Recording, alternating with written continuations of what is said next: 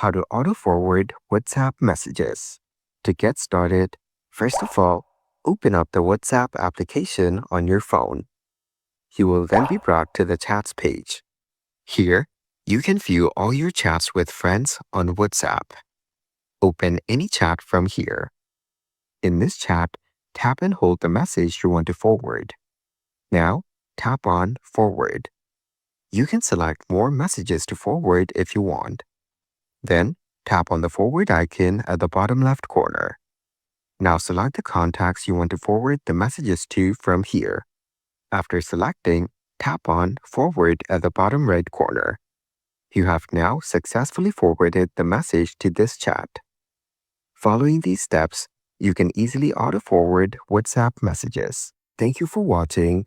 Please leave a like if this tutorial helped you, or leave a comment below if you have any questions related to the video.